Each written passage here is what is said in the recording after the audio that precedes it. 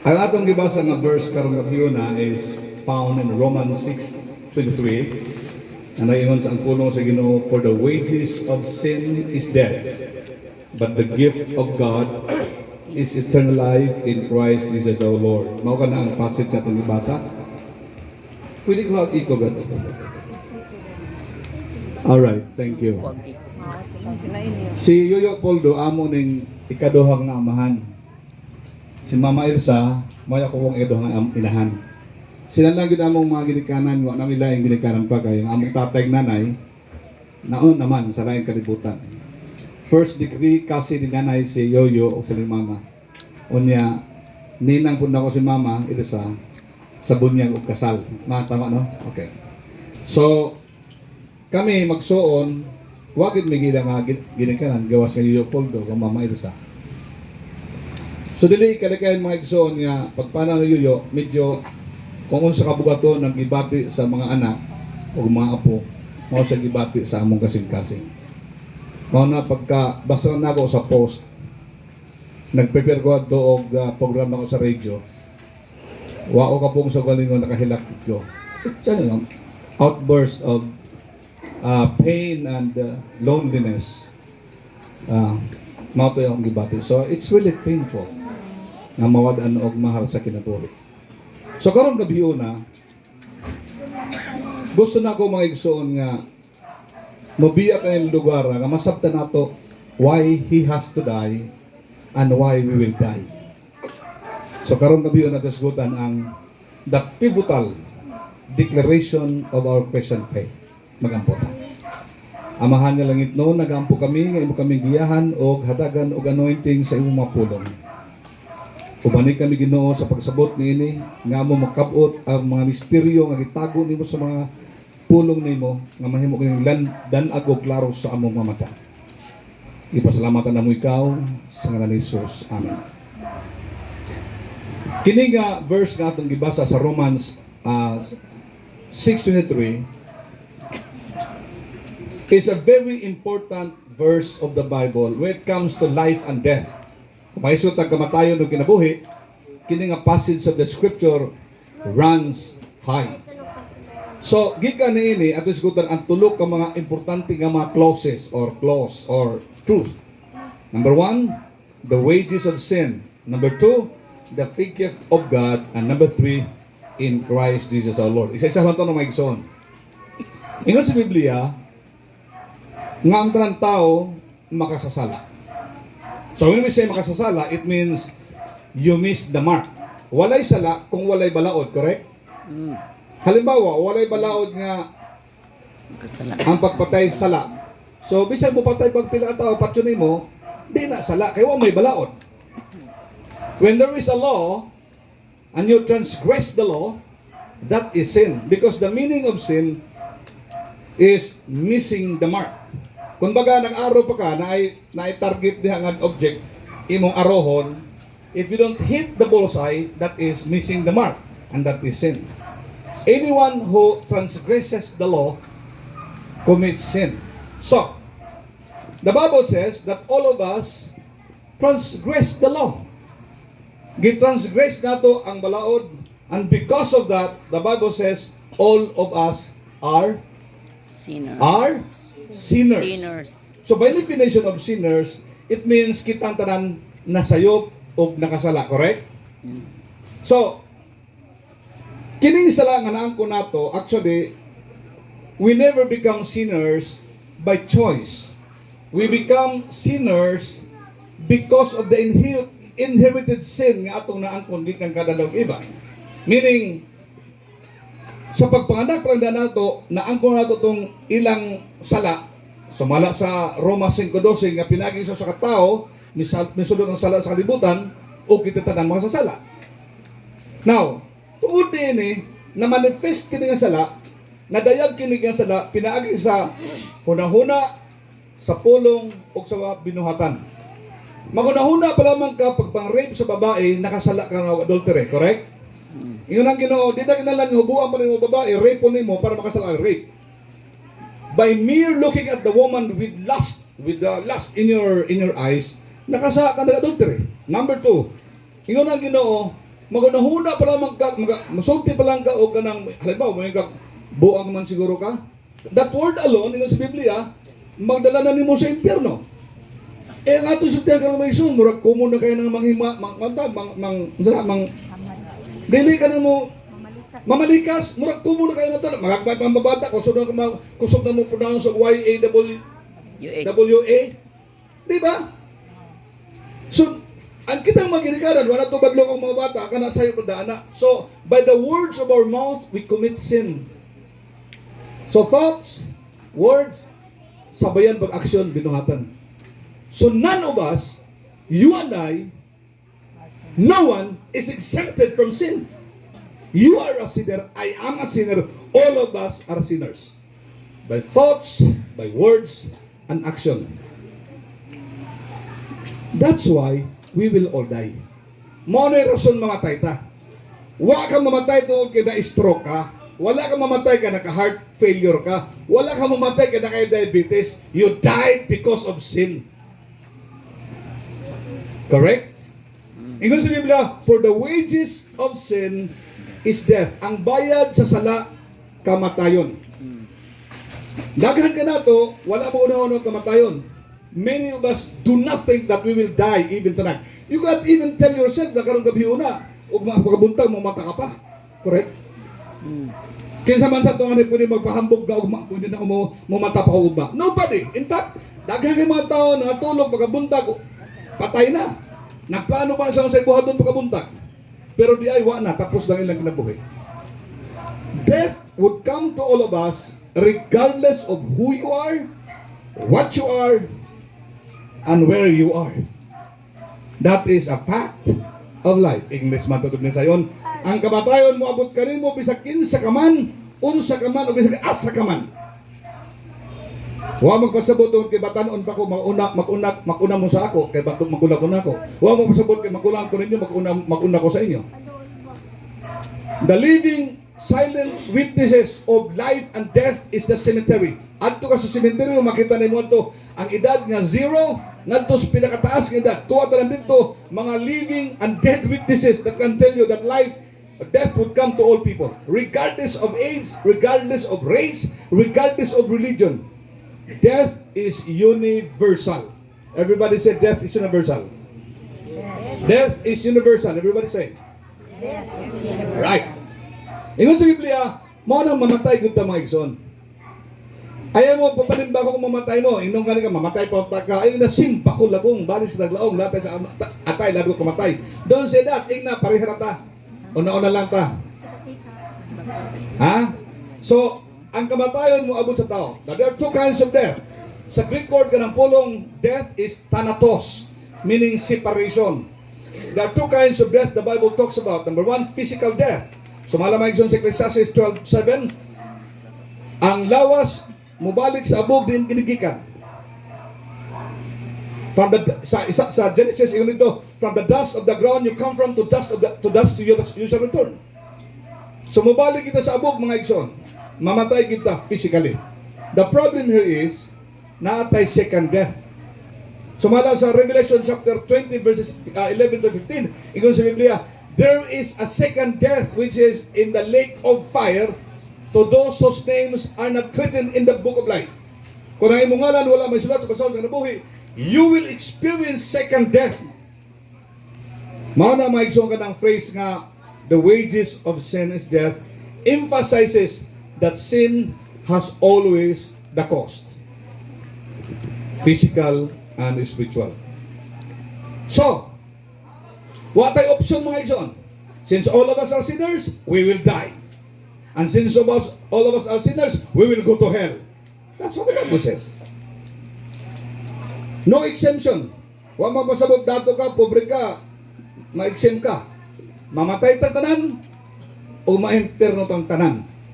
Apan sa gugma sa Dios, there is a difference here.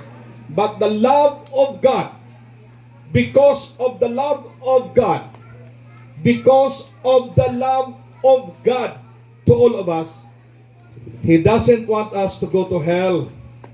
Di sa mo sugod ma-imperno ta. We could have died physically, fine, thank you. But it doesn't really matter. Kaya doon na may times nga di na ta mo experience of death. Kanang ingon sa Biblia, kung nagtuon mo Biblia, nag-ingon sa Biblia diha nga mubalik ang Ginoo para kuhaon ni kadto mga iya. Buhi pa kuhaon, di na mo kamatayon. Gitawag na namo sa theology nga rapture. Rapture of the church. So di na ka mamatay. Mausap na lang ka, akyat ka sa langit. But hangtod dili mo abot ka ng rapture, all of us will die. Now, let me put it this way. Gusto sa Dios nga maluwas ta. Sa ikaduhang Pedro 3:9 mingon sa Biblia, ang Dios dili mo sugot nga dunay usa sa ato balaglag.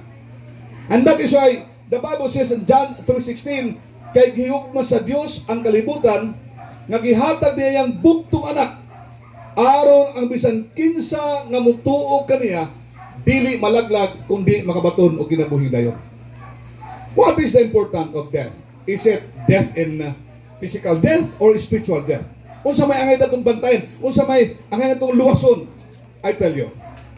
Kini nga atong lawas, kada inyong malawas. Bisa kung saan mo decorate ng lawas nimo, that is only an outside casket. That's only an outside vessel. Kumbaga, kanang imong lawas gisudlan na siya kanang imong tinuod nga pagkaikaw, kanang imong kalag. Inigbiya sa kalag nimo, inigbiya. Kada nga lawas kompleto ba, pero di na mo function, correct?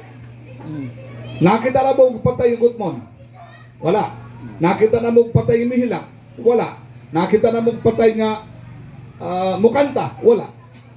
Ang mukanta, ang muhilak, ang malipay, dili ang lawas, kundi ang kalak. Mao na si Jesus, ayaw kahadluki ang mupatay sa imong lawas, kahadluki ang mupatay sa imong kalag. Ngadto sa linaw o kalayo nga walay pagkapalong.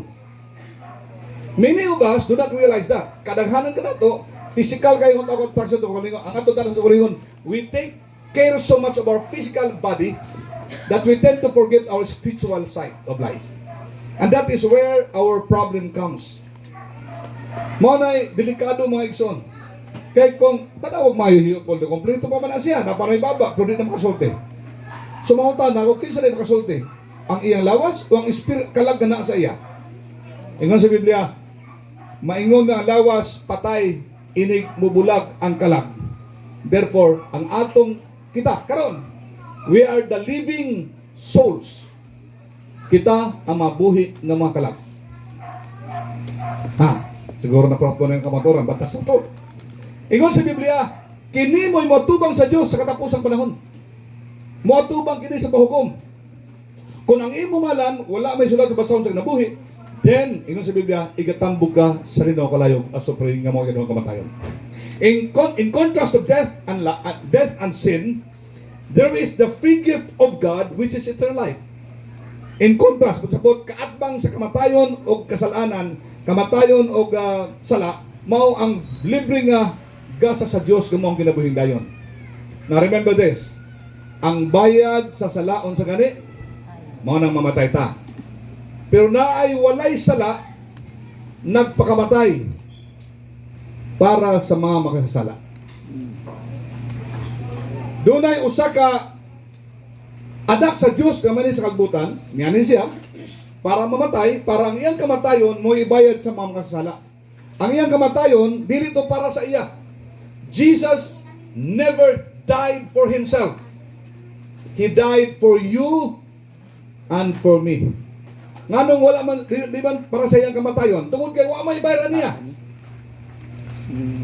Ang iyang kamatayon dili pambayad sa iyang sala kay wa man say sala.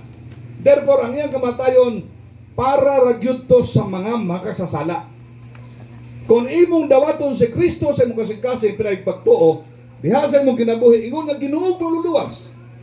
Bayaran niya ang imong sala o luwason kaniya gikan sa linaw nga kalayog asupre nga mga kaduhang kamatayon. Ingon sa Biblia, the gift of God is free. Kung mo yung tag-free mga igsoon, way bayad, dili haguan. That's why matod pa sa Efeso 2:8-9, for you have been saved by grace through faith, not of your works, so that no one can boast. Ang bayan ang kita naluwas pinagi sa grasya tungod sa atong naluwas kita pinagi sa grasya tungod sa atong pagtuo dili sa atong binuhatan aron walay bisan kinsa nga makapasigarbo. Kini nga gasa, kini nga kaluwasan, kini nga katuhon walay tapusan cannot be found from anybody or from anywhere. Dili makaplagan ng kaluwasan sa relihiyon, dili makaplagan sa may binuhatan, dili makaplagan sa imong kaugalingon. Ang kaluwasan makaplagan lamang diha sa Dios. It is God who gave us salvation, not ourselves. We cannot save ourselves. Remember that always. Di ta makaluwasan o galingon. Busa, ang kaluwasan gikan ragayod sa Dios o makaplagan lamang kay diha kang Kristo Jesus. Sumala sa atong gibasa nga passage of the scripture, Romans 6:23, for the wages of sin is death, but the gift of God is eternal life in Christ Jesus. Kinabuhing wala katapusan, mo'y gasa sa Diyos diri kanato, nga pakaplagan lamang diha kang Kristo Jesus. Hain makaplagan ang kinabuhing wala katapusan? Kang Kristo Hain? Jesus. Kang Kristo Jesus. Wala sa relihiyon, wala sa mugalingon, wala sa may binuhatan, wala sa bautismo. Kang Kristo Jesus lamang makaplagan ng kaluwasan. Correct? That's what the Bible says. So, unsay buhaton para mabatulan nato kining kaluwasan nga gisaad sa Dios kanato. Aron nga bisag mubiya pa kita nining lawasa sama sige hinuyo Poldo. Bisag mubiya pa kita nini atong nga lawas nga atong gipuy-an, sigurado kita nga natay padulngan sa presensya sa Dios. So, unsay buhaton? Unsay buhaton nato para makabaton kita ng kaluwasan nga nang kinabuhing wala katapusan. Ingon sa Biblia, salvation can be found only. Ang kaluwasan kaplagan lamang diha ang Kristo. I'll give you an illustration mga igsoon. Pahalma ko Bible diha igsoon. Namoy Bible diha nga libro. Akong Bible dire ko ang magud. Kinala lang. Kinala lang. Akong example sa inyo. Kare. Alright, here we go. Halimbawa kini. Sample lang ha. Tanaw niyo ako kamot. Di ko magawa ko mag-magic kare ha. Halimbawa kini mao ang ako mao ang amahan nga Dios. Halimbawa lang kini mao si Kristo nya kini ang kinabuhing walay katapusan kini. Balik ko nako para masabtan ha. Halimbawa lang sample kini si kinabuhing walay katapusan kini mao si Kristo akong amahan. Ingon sa Biblia, gihigog matamong tanan. Mao nang gipadala nako si Kristo kaninyo. Kung buot ka makabato kaluwasan, dawaton mo si Kristo kay nga naman, kay ang kaluwasan, ang kinabuhing dayon, naa kang Kristo. Ako explain balik. Sa unang Juan Kapitulo 5, versikulo 11 hanggang 13. Mao kini pagbamatuod, kita gihatagan sa Dios og kinabuhing dayon. Unsa kay ini? Ha? Sampul ba gani ha? Dili ay di sa mo oy. Follow me. This is kinabuhing dayon. Yung Biblia, gihatagan kita sa Dios og kinabuhing dayon. Og kini nga kinabuhi makaplagan kang Kristo. Makaplagan kang Kristo. So kini nga kinabuhing dayon makaplagan kang Kristo. Ingon sa Biblia, ang tanan nga mudawat kaniya. Ang tanan nga mudawat kang Kristo. Nakabaton og kinabuhing wala katapusan. So di ka mo dawat o relihiyon. You don't need a religion to be saved. Dawata si Kristo pero yung pagtuo, makabaton ka kinabuhing walay katapusan. Amen? Amen. Now, padayon tama igsoon. Karong gabi yun na, is a very crucial moment sa atong life. Crucial in a sense, nga mato pa ni Jesus, sabisan kinsa nga mutuo ka niya padala kanako, he will cross over from death to life. Meaning, gikan sa kamatayon ngadto sa kinabuhi. Ingon sa Biblia, kitang na mga sasala, therefore we have to die. Ingon sa Biblia, kung musalit ka ni Kristo, dawaton mo si Jesus, gikan sa kamatayon mo lukso ka ngadto sa kinabuhi. Mangutana ko nga biyo na mga igsoon, kinsa sa inyo dinhi ang gusto mo lukso, gikan sa kamatayon ngadto sa kinabuhi. Ayaw itaas yung kamot. Is that what you want? Mao ba na imong gusto? Gusto ka ba nga mo biya gikan sa kamatayon ngadto sa kinabuhi? Ingon sa Biblia mga igsoon, sa Juan Kapitulo 1, 12 hanggang 13, sa tanan nga mituo kaniya, midawat kaniya, gihatagan sila katungod nga mahimong mga anak sa Dios. Dili anak nga gikan sa tao ni kabubuton sa tao, kundi gikan sa amahan. Mahimo ka lamang igsoon nga makabaton o pagkahimong anak sa Dios. Pinagi sa pagdawat kay Kristo sa pagtuo. Sumala sa Episo kapitulo 1, 13-14, sa diha kabati kamo sa mensahe sa inyong kaluwasan, ug na nagpanuo kamo, gisilyuhan kamo sa balaang Espiritu Santo nga mao'y patiga sa inyong kaluwasan. Nga wala nagbatik niya, kuhaon kamo, kaya kung hain siya, tuwa usap kamo. That is the promise of God. Buot ka ba? Mudawat din nga promise, mga igsoon. Do you want to accept this promise of eternal life in Christ? Yes or no? Ikaw rin mga tubag niya na. Pero I would give you an opportunity tonight. Hatagan ko ikaw ka-opportunity ikaw kabiyo na. Dili ko masugot kang gawas sa iyong lugar nga di ka makabatining ka pag-ampo. Kini nga pag-ampo, mga pag-ampo sa pagdawat ni Kristo. O sa pag-ampo na deklarasyon sa iyong pagtuo, pag-istorya sa Ginoo sa pag-angkon kaniya. Kung mo na tinguha sa iyong kasing-kasing, mag-aampo ako rin igsoon. I will pray tonight. Ayaw kalimot, maminahal. Ang kamatayon mo abot at any given moment. Mo abot ang kamatayon sa isang orasa. Correct? Amen. So, karon gabiho na maghimo kita pag-ampo. I want you to all stand. Mahindog na tanan mga igsoon. Mag-ampo kita. Kung gusto ka makapaton o Kristo sa ginabuhi pinagpagtuo, I'm not talking about religion. Sabat sa pag-ampo o himuon nimo kini nga imong personal nga pag-ampo. Bow your head and close your eyes. Sabat igsoon, Ginoong Hesus. Koski igsoon, Ginoong Hesus. Karong gabi na, akong itugyan na akong kinabuhi kanimo. Pasaylowa ako sa akong makalapasan. Nakasala ko bato kanimo. Sa hunahuna, sa pulong, ug sa buhat. Gidawat ko ikaw sa akong kasing-kasing. Ingon nga Ginoo ug personal nga manluluwas. Pinagig pagtuo. Sugod karong adlaw, ikaw na Ginoo ang akong sundon. Tabangan mo ako nga magalakaw sumala sa imong kabubuton. Salamat Ginoong Hesus sa imong kamatayon dito sa cross nga naghatag kanako kaluwasan. Ug salamat sa imong pagkabanhaw nga naghatag kanako kasiguruan. Amen. Malingkod naman na. Last na ni. Kung imo nang gidawat si Jesus sa imong kasing-kasing, kung nag-ampo ka nito nga prayer, nag-ampo ba mo nito mga igsoon? Did you pray with me? Nag-pray mo wala? Nisabat mo na ako? Yes or no? O, katawa mo sabat, taas ka mo, kay pasabot na mo kusap. Okay, misabat ang tanan. Alright. Kung misabat ka ito nga pag-ampo, o tinuod ito nga imong ihimo nga pag-ampo, listen. Ingon sa Biblia, karong adlaw, nahimo kang anak sa Dios. John chapter 1, verse 12, ingon sa Biblia, those who receive Him, those who believe in His name, He gave them the right to become children of God.